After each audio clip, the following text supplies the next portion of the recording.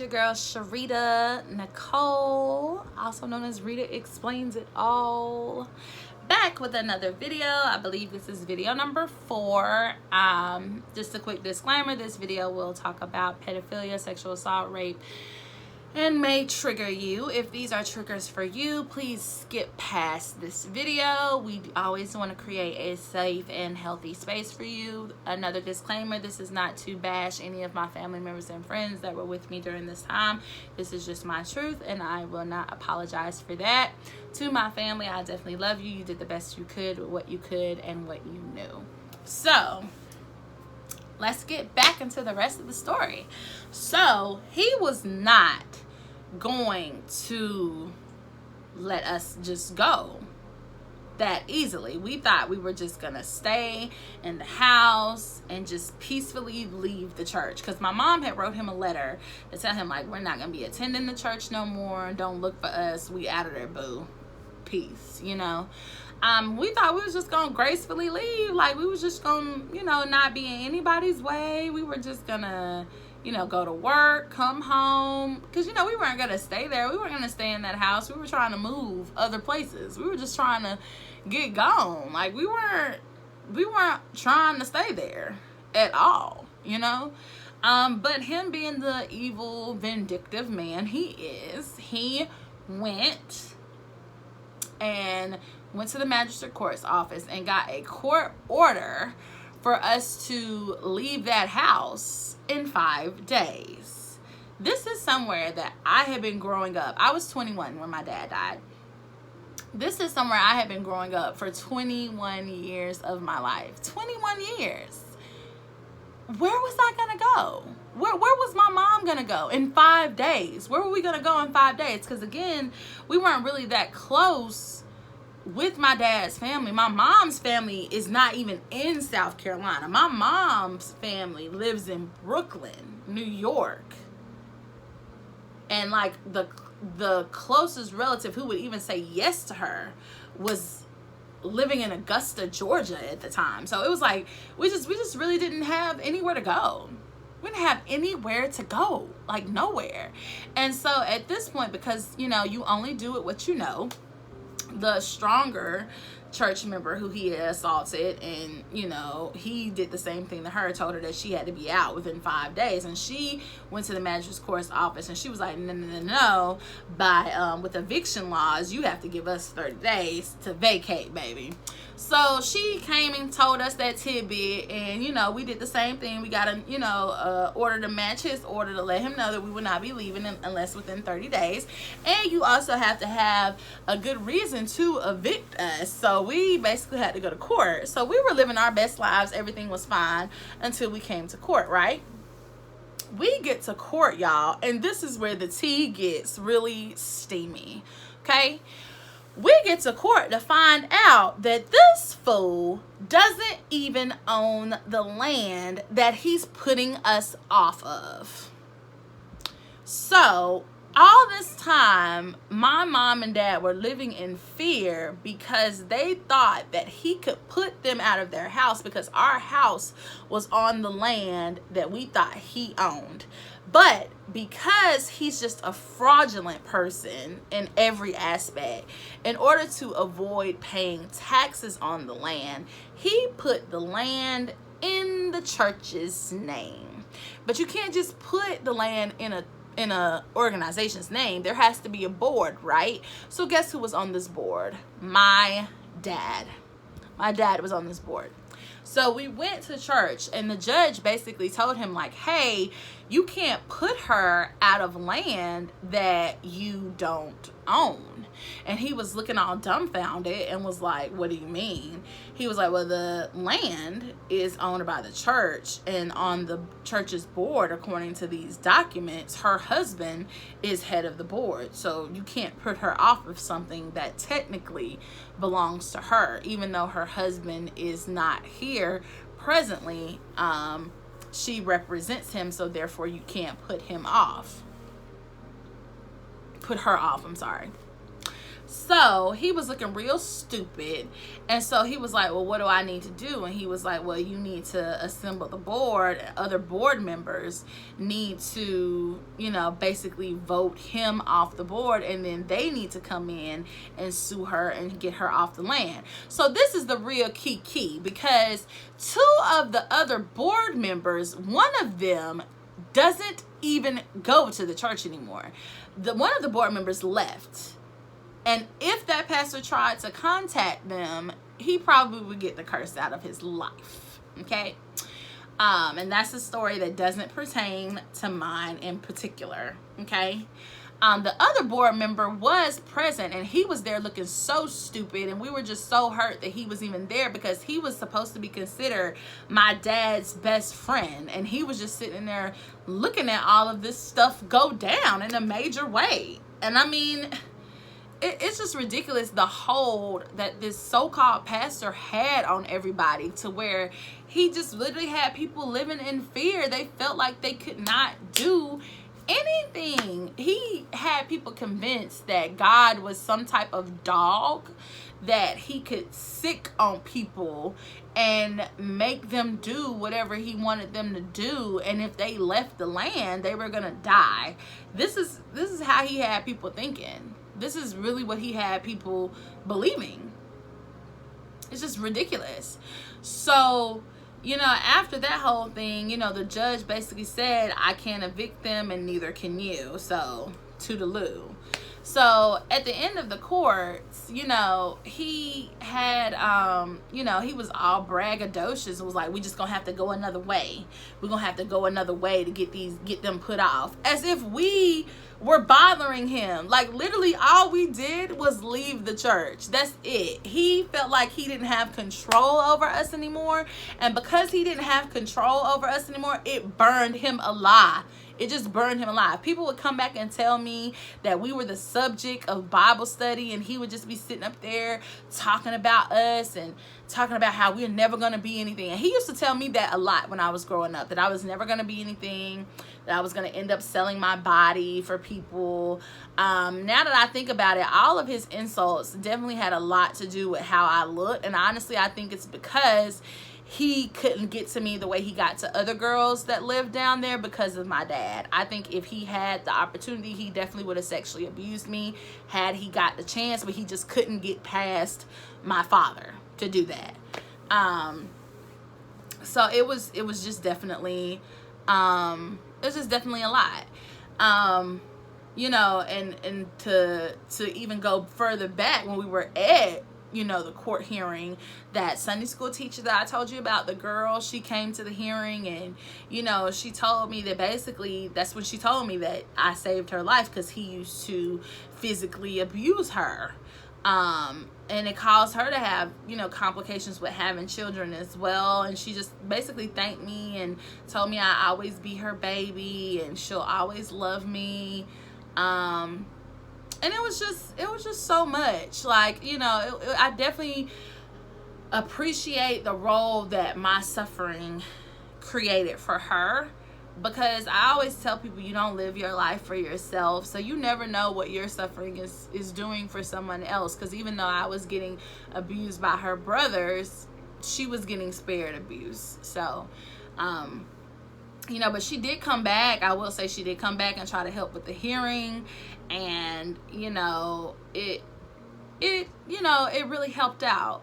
It helped her with her healing, and it helped the judge see too, even though he, you know, was over the eviction, and it helped, you know, her testimony helped the judge see what kind of perv this pastor really was. You know, he was like, what's wrong with you?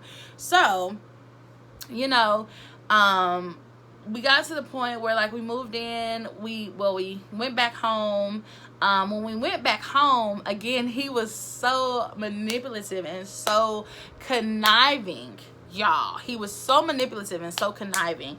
He jiggy-rigged the electricity. So there were 3 homes down there that were all on one electrical box, right? Our house had our own box though, so he couldn't mess with the electricity to our home. He controlled everybody else's, but he didn't control ours, right? So, but what he did control was the water.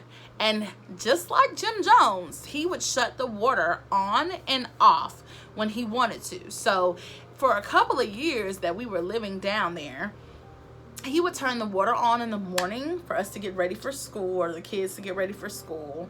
He would turn it off, then he would turn it on for lunch. He would turn it off, then he would turn it on for dinner. Then he would turn it on for you to get ready for bed at night, and then turn it off. He jiggy-rigged the water to where our house had none. So me and my mom were literally living in a house with no water.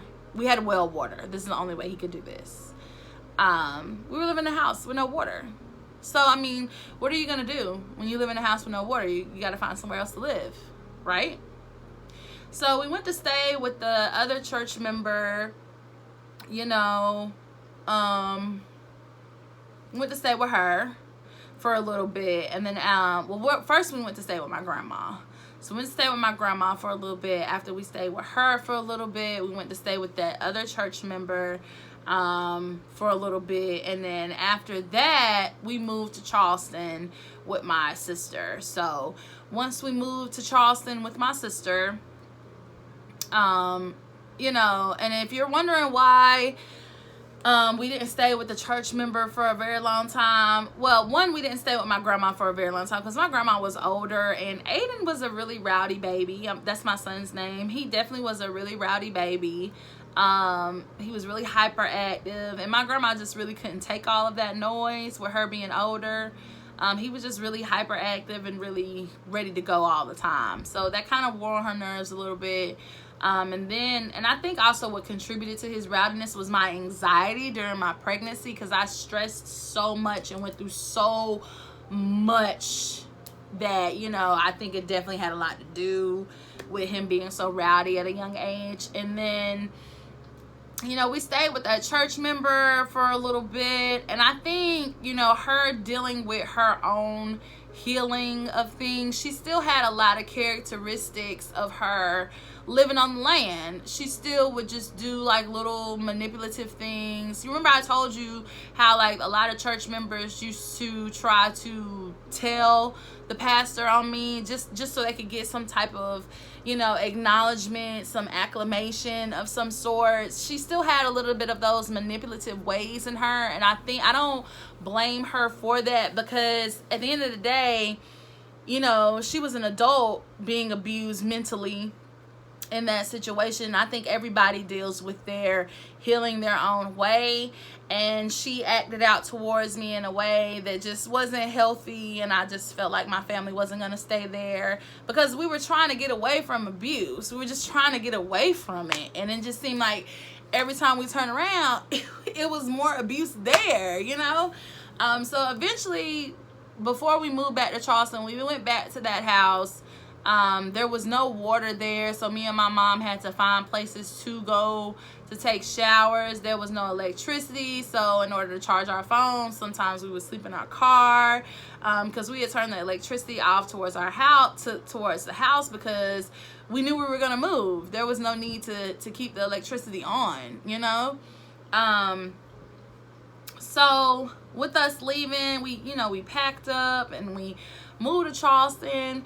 And we got there, and I slept. I slept for the longest time. I think I was just at peace. The best peace I had ever found in my life. I would honestly say it was just our house was just so quiet. And I just went to sleep, you know? I just went to sleep, y'all. I was just so tired. Like the year after my dad died, it was just turmoil. It was just so much. It was so much, y'all. And my mom slept too. My baby slept too. We were just not out. And it was crazy because like the same week that we moved to Charleston, I seen this truck pulled up. And this truck that pulled up looked just like the pastor's truck. And I flipped, y'all. I lost it. Okay? I started hyperventilating. I started acting crazy. My mom did not know what to do with me. It was crazy. Like, it was just literally insane. My mom didn't know what to do. She didn't know what to do. I was having a mental breakdown. I definitely was. It was at that point I was screaming like, he's not coming back to get me. He's not taking me back down there. I'm never going back down there. I was having a mental breakdown. I really was.